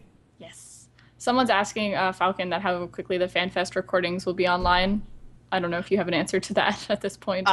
Basically, as soon as is humanly possible. We'll try and get them out as fast as possible. Can't really give an exact sort of, yes, it will be done within 24 hours, but we'll try and get them uploaded as fast as possible so people can watch them, definitely. All the major stuff will be covered on the live stream, but yeah, we'll try and get all the stuff that isn't on the stream up and running as soon as we can. So I think there's a pretty strong showing that everyone wants us to give away a Falcon due to CCP Falcon. Oh, there you go. So we can give away two Falcons today. I love the Falcon. It's a wonderful ship. That's actually where I took my name from. I'm not too keen on the new remodel, the reskin, and I don't know. I'm nostalgia, etc. So someone asked Falcon. This is a question directed at you. Does CCP offer internships for you USA college students? Actually, I don't know. But find out at FanFest. What you can do is you can actually shoot us a mail. You can just shoot us a mail to info@ccpgames.com and it'll get forwarded. And generally, if you have any HR queries, that gets forwarded directly to HR, and our talent acquisition specialist will get back in touch with you. So it's super easy just to fire an info mail to us, and you can find out that way. But we do actually have a session called CCP Behind the Scenes going on at FanFest, which is kind of a few of our HR people in a room talking to people about what it's like to live in Iceland and what it's like to work for CCP, and you can just get a little bit of an inside scoop on how much of a crazy pack of idiots we are. Sorry, I'm looking for questions here. I have to like scroll back up and down because people are typing too fast. I'm gonna grab one. I can grab one from the bottom real quick. Yeah, do so. Will the FanFest stream be replayed into the same day? Good question. Not sure. I know we're talking about getting a few guest streamers on as well. That's kind of in the works right now. I'm not sure whether it'll be replayed directly after each day, but the full stream will obviously be available as a Twitch replay. I'm sure it's going to get saved off, so you'll be able to see it on the Twitch archive. So you should be able to watch it from there. Someone asked, would it be possible to be able to sync your waypoints with the fleet boss in some way? This is directed at you again, of course, Falcon. That would be quite nice. You should suggest that on the forums in the Little Things thread, or at FanFest if you're coming along, and maybe CCP Carker will take a look into doing it for you. Yeah, I would say that's a big Carker question or a punk tourist question, which they are doing a roundtable the first day. I believe one of the first roundtables is on the Little Things Matters or something like that is the name of it. Yeah.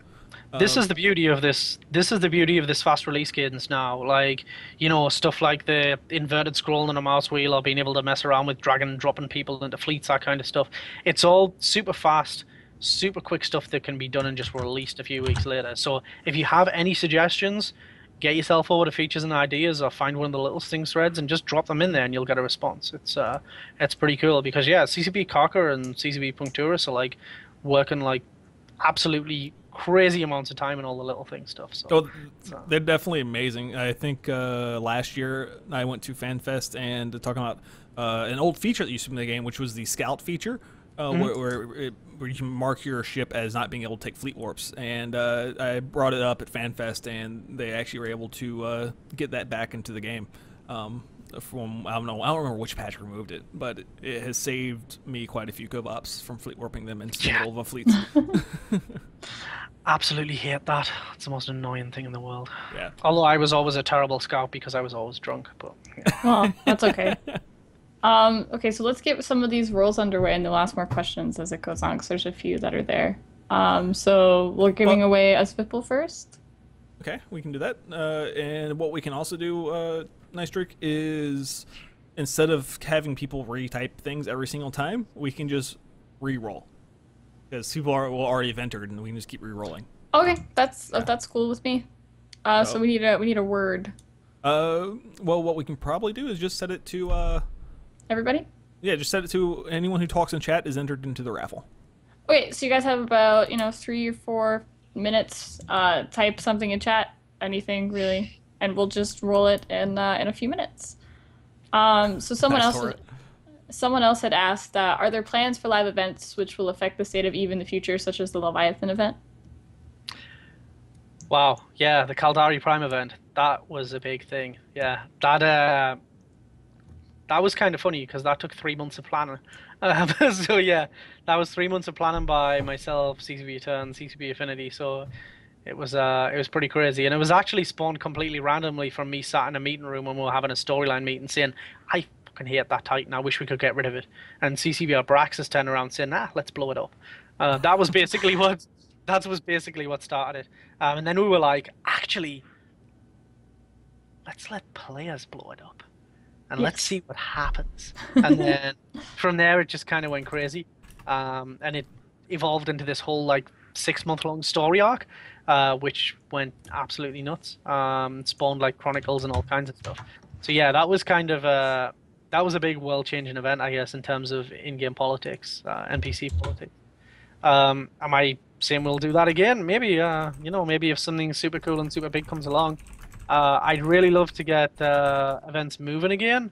We've got a couple of plans that are super secret internally that we're talking about in terms of being able to run live events again and getting things off the ground, because we've got significantly less people now. We used to have a team of about 7 or 8, I believe, who were working on backstory events, and now there's 3 of us, and we kind of do it as a side thing, because obviously CCP Affinity and Delegate Zero are both game designers, and I'm community manager. I manage a whole department at CCP, so it's super busy, and it's something that we do on the side. So yeah, we have to really look at what we can do in terms of getting bang for buck out of the hours we put in. Right. So yeah, I mean, I'd love to do more events, and we're kind of exploring about how we can do it in game. That's exciting. So guys, by the way, we are doing a giveaway right now. The current giveaway is a Svipple. We're giving away Svipple, and we do have 4 giveaways for all stream viewers today. So make sure you do type something into chat. Doesn't matter what it is. You could call me a butt for all I care, and you will be entered into the raffle. And so you call me a butt, I give you free stuff. That's just kind of how it works. There's no downside, really. That's a good deal. Like, Right, I'm down for that deal. Sadly, I can't get free stuff, but you know. Make sure you're following, of course. Well, I mean, we can send you some more shares, like I saw one forum post. But make sure you're following the stream, like Nystrik said. If you're not following, wow. That's thanks, guys. Now everyone's just calling you a butt. That's great. You totally just. There you go. I really appreciate this, guys. But yeah, so make sure you're following the stream. If you're not following the stream, you cannot win. That's super important. If you're not following the stream, you cannot win. Subscribers, you do get a bonus. Subscribers get a 5 times bonus, so you get a 5 times more likely chance to win. And that's just one of our ways of showing how much we appreciate you helping support our stream. And all of you guys that are following the stream and hanging out with us, thanks for showing up, guys. So make sure you type something in chat, and we'll get you some free ships. Okay, I think we're at a good number, so I'm gonna roll the first one. It hasn't changed in about 5 minutes, so not literally, obviously, because we've only been doing it for 2, but it's not the point. Okay, so I'm rolling the first one. Mudstone, a follower and a subscriber. You've won as Svipple? I don't know. I hate the word. I don't even like ugh. Whatever. That's I work here and shit. I can't pronounce it. Like, I hate it. I hate and everyone's been torturing me with it now that I'm actually like playing Eve on a semi-regular basis, and I'm like in comms with people and talking with them, and they're talking about this ship, and they're like, "We're gonna bring out Sveeples," and I'm just like, ugh. I don't want to be in this chat anymore. Yeah, we actually have a SoundCloud file of CCP Scorpio, the lead game designer for Eve, showing people how to pronounce it. It's out there. It's on CCP SoundCloud. So if you want to know how to pronounce the name, go for it. We should do that with a lot of our other ones, like the Sleipnir and the Vargar and a few others. There's some really dodgy, weird, sort of Icelandic, crazy names in there. Oh, this is super convenient, Laz. You had a great idea, because now people don't have to retype. I can just re-roll again. This is fantastic. So did he respond in chat to confirm? Yes, he's okay. got. All right, sweet. So I guess let's give it another 60 seconds or so, and let's do another roll. So, guys, we are giving away a second Sveeple right now, giving away a second Sveeple. So if you have not typed in chat yet, make sure you do it. And again, like I said, make sure you're following the stream. Apparently, if you pretend you're Russian when you try to say the word, it's more enjoyable. But I'm not sure that's the case. And guys, if you still have questions for CCP Falcon or any of us on the stream, let us know. Actually, I have one. So, Nystrik, how does it feel to be kicked out of test for? I was hoping this question wouldn't come up. Why? Why do you make me talk about it? I mean, I don't know. I guess it was inevitable. I wasn't really aware that Dreadit kicked people due to inactivity, but I mean, at the end of the day, whatever, it's no big deal. I kind of always knew that if I came back to Eve and actually made the choice to play it seriously, that it wouldn't be with Test, unfortunately. I love Test, and going back to what Falcon said before about having an entity that just throws their face at the wall and just hopes to get something done, and then when they do, it's such a big deal because they're like, oh, we beat this entity which is just so much better than we are, and we're complete shit, but we did it, and yay us. And I mean, that's such an exciting feeling. And as a new pilot, for me coming into the game with Test, just to be like, oh, this is so cool, even though I'm flying a tiny little Rifter, I'm useful, this is so great. Unfortunately, just with the way that things have changed within the game, just Test wasn't the place that I was sure I wanted to be anymore. And I guess giving me the boot was the way of getting me to finally let the nostalgia go and just decide to move on in the game. Yeah, well, you can just join a better alliance. That's the way that it works. I guess. And I mean, the second that I was kicked, there was a lot of people that were like, oh, did you get kicked? Hey, come to me. No, come to me. No, come to this corp. Come to this corp. And I was like,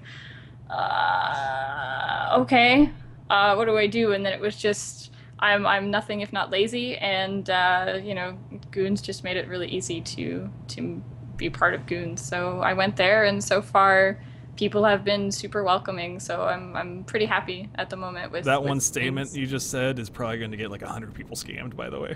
What? You said Goons just made it so easy to join. Yeah, sorry. Goons will be goons.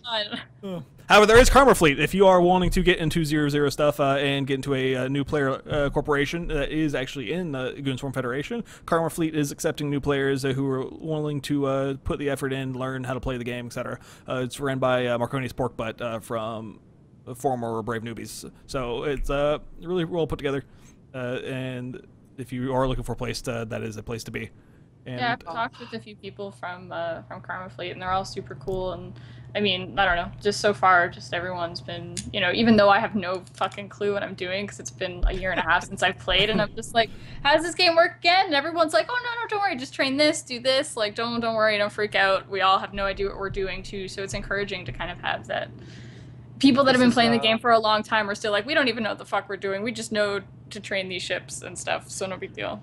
This is one of the best parts I love about working for CCP. Like, I say, oh, you can just join a better alliance, and then you start talking about goons, and all of a sudden it's like, CCP endorsement of goons in Twitch chat, and I'm like, yeah! Right? It's the best.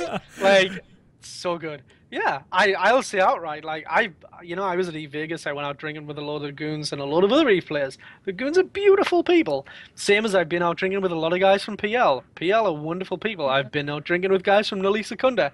Wonderful people. I love everyone. Like, I don't discriminate. Everyone's a butt in Eve towards each other. But when you get outside of the game, everyone is wonderful. Like, I've never met, like, which so group many was your people who are favorite? just so nice. What was that? So which group was your favorite then? Just because they honestly, just because they have more of the sense of humor that I do, definitely the goons. Like, just some of the funny cultural victory, guys. Cultural victory. Cultural victory. That's exactly what it is. And you know, anyone can say, you're biased all they want, but you know, I'm in it for having a good laugh and having good drinking buddies. I don't care what goes on in Eve. Like, you know, I'm not invested in Eve in terms of like being a player and doing the nullsec thing. So if I just want a good group of people to go out drinking with, I'll pick whoever I like, and I'll be biased towards the fact they're a good group to drink with as much as I want. That's very, very well said, and Okay, I'm gonna roll the second football, people. Huh. Actually, that was supposed to be an Orthrus. Astro informed me that yes, last week's was supposed to be one Sweeple, one Orthrus, then one Nestor. Okay, so you're actually rolling for an Orthrus. Okay, perfect. Let's roll this. I don't even know. Atrum Veneficus. And subscriber. Wow. This is the first time ever we've had 2 subscribers like win something in a row. Yeah. Like typically, we never subscribers don't win anything besides the subscriber only giveaway. Only, yeah. That's I'm gonna take the subscriber luck down a notch. We'll roll the other 2 non-subscribers, and then we'll roll the subscribers together. What are the 2 things this week we're gonna give away? This week, we're giving away 1 or 2 falcons, at least 1 falcon. Okay, so we'll do a falcon. Yeah. We'll do 2 falcons, because... Yeah, we can do falcons, make it simple, and then whatever CCP falcon would like to give away for the subs. Damn, it's got to be a Vindy. I miss my Vindy.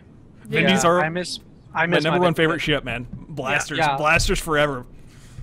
I used to love my Corex fitted Vindy. I had full set of Cormax neutrons on it, and a Corex tank, and I absolutely loved that ship. You remember the old what was it, Phonius videos? The old like Vindy Sella videos, the dual reps and all that? Oh. Do you remember the old Farjung videos as well? Yes. Yes. And the old James W. Dommy videos. Oh man, going back sometime there. These young upstarts, they don't know they're born. Back in my day, when you had to warp to 15 to each gate. Yeah, back in my day, your dummy had 15 drones, ECM in the mids, NOS in the highs, and you just dealt with it and killed everything inside. The days of 15 heavies on a dummy, man. Holy crap, what would we think? Well, just the whole NOS effect, like infinite NOS was ridiculous. I remember when they first introduced the Pilgrim, that was like... And the Curse as well. Like, the Pilgrim was the best because I love being up close range. The Curse is good for kiting, but back then, like, when the Pilgrim it wasn't percentage NOS space, it was just you drain someone dry. Like, the Pilgrim was such a vicious ship to solo in. I used to love it. Like, full flight of hammerheads and just medium NOS all over the place in a dual rep tank. And I just used to go out and destroy people. It was the best thing in the world. There's a single tear rolling down his cheek right now. Single tear. The good old days. Yeah, the good old days. Pouring a 40 out for his for the old days of Eve. Okay, let's get these falcons. Let's get these falcons rolled for. Right. Gotria, just a follower, not a subscriber. Gotria, you have won yourself a falcon. Congratulations. Oh yeah. Gonna wait for him to him or her to say something. Just so. Make sure he speaks up so we can. Oh god, sure I've been quoted on Twitter already that goons have. Yes! Oh my god! Yes! Oh, it's gonna be in propaganda and stuff everywhere now. It's gonna be great. But totally turn it into propaganda. I think. Make sure. Sorry, go ahead. Shying away from having an opinion is the worst thing you can do in my position. I like to be an opinionated prick, and I like to I like to be really direct with people, and you know, any way to go out drinking with is great, but there's something a little bit special about those guys. Okay, I'm gonna roll for the second Falcon. Remember, guys, if you want to message the channel with your Eve name, so we know who to get this to. Eve_Peter, you have won yourself a Falcon. Who won the first Falcon? Gotria. Was he a sub? No. These Okay. are both just followers. These are both non-subs. I was gonna be kind of scared. I was like, because it's kind of like it's never happened in like the 3 It's months rigged. that we've. It's fixed. Yeah. Now I get to say this. This is the best. Don't judge us. It's fine. Everything's fine. Okay, so Laz, if you want to go ahead and put the room in sub mode only, so the subs can do have to. I forget how to do it, so I'm gonna make you do it.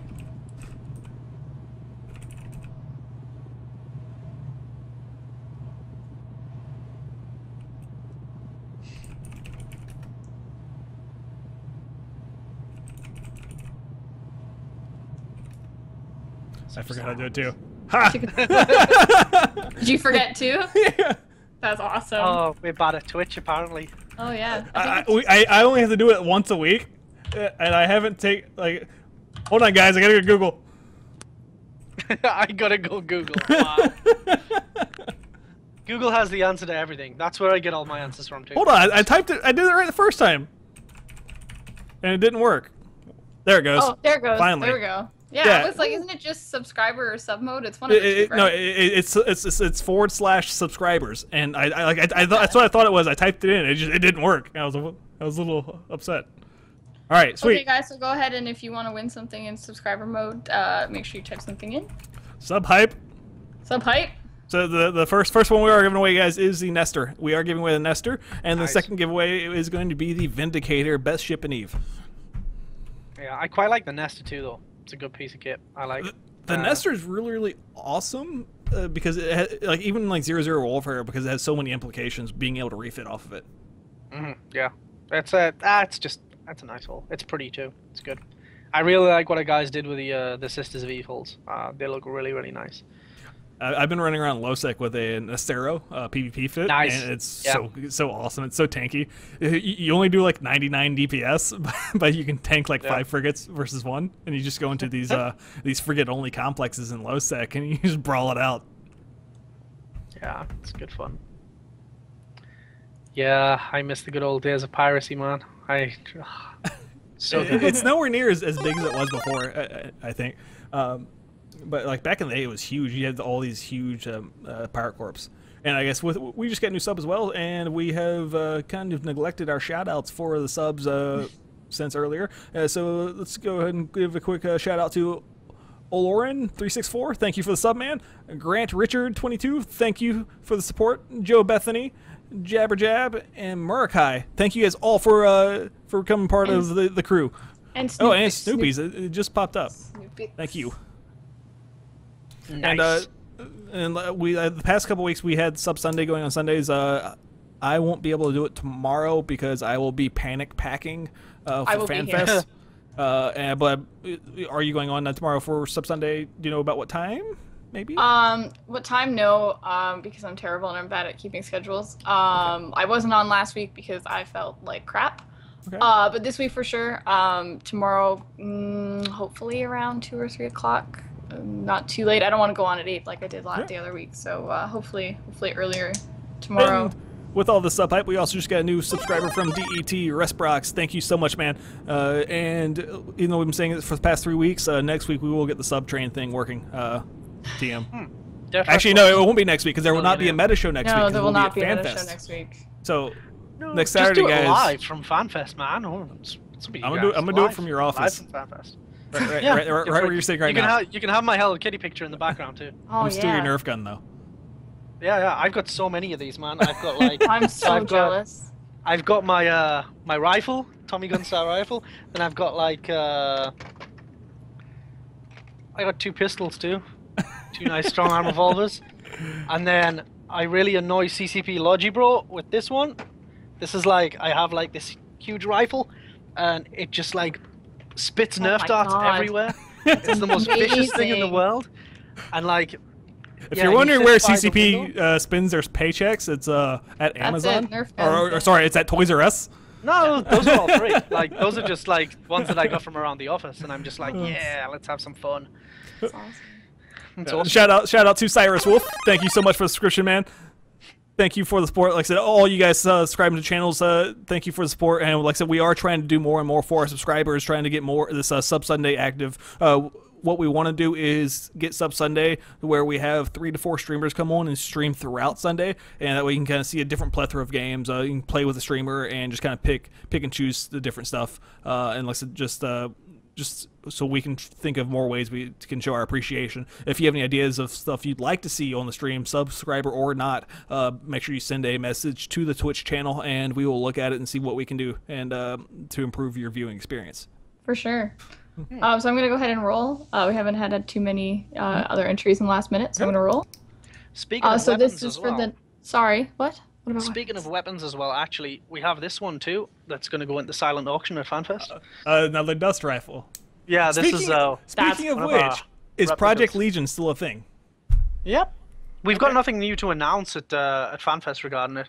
Okay. But yeah, still a Yeah. thing. But yeah, that one's going into the silent that's auction at cool. FanFest this year. Because the last one I think sold for 10K or so. Yeah, it went pretty well. I've also got a replica of this one was actually made in a house, but I've also got a replica of a scrambler pistol and a replica of a Nova knife as well. That both like illuminate, they light up. They were made by players. They were given to me at E-Vegas last year, and those are going into silent auction. We've got a couple of ship models. We've got 10 server blades as well from Tranquility, and a load of like cool vintage T-shirts, like internal expansion T-shirts and stuff. And I do believe the silent action's for charity, right? It is, yeah. Mhm. Okay. Yeah, it's actually the Icelandic Children's Hospital. We'll be donating all the funds to it from. So. Well, that's Yeah, wonderful. it's really awesome. Okay, so the Nestor goes to Ogast_TWP. You have won yourself a Nestor, my friend. Congratulations. Nice. Congratulations, buddy. So the other one was a Vindicator, correct? Yep, the other one's Vindicator. Okay, so I'm just gonna go ahead and roll it because again, we don't really have very much left. So the Vindicator goes to _mop. The Mop. Yeah, The the Mop. mop. The Mop. The Mop. You won. He's you a Dora won the Vindicator. Explorer accessory. Nice. So And also for congratulations to you guys. For those of you who just asked in Twitch chat, this isn't my house. This is my office. Makes it even I better. have all of this crap in my office at work. It's nice and relaxed. It's good. All right, guys, and so everyone in the chat, make sure we do a TMC TV lick before I turn off subscriber only mode, and I think that's about it. I want to thank everyone for watching today, and like I said before, make sure if you want something today to message the channel and tell us your Eve name, your character name that you want this given to. Otherwise, we're not going to know what the fuck to do, obviously. I'd like to thank CCP Falcon so much for coming on today and talking with us about FanFest and about the community and various other Eve things. Do we know if we're having a guest next week, Laz? There might not be a Oh, stream not next week. There will be not be Okay. a show. That will be posted on TMC. There will be an article about it once we get a guest. I'm going to try and get Vince Draken, especially with NC Dot and friends going to be hitting Fountain. It looks like starting FanFest. So Vince Draken, leader NC Dot. I'm gonna try to get him on for the next meta show. And other than that, like Nystrik, thank you to all you guys new subscribers. Thank you everyone for tuning in, and especially thanks to CCP Falcon for coming and joining us for today and wasting 2 hours of his valuable time. Yay! With our Pleasure, little guys. show. But other than that, guys, I will be going back on live in about 10 minutes. 10 minutes. We're going to be doing some War of Warships as well. Got a few beta keys we're going to be giving out. Or actually, we got one beta key. We get exactly one beta key. A couple of one beta keys to give out. And other than that, you guys have a good weekend. And we will see you at FanFest if you're there. Come up, shake your hand, give a hug. Touch the CCP beard. Falcon likes to get his face licked, so do that. Oh, dear Jesus. Yeah, this happens so many times. I don't know why. It's traumatizing, but it happens all the time. Like randomly in bars in Reykjavik and stuff. It's just okay. But other than that, guys, you have a good night, and thanks for tuning in. Bye, everyone. Have a good one, guys.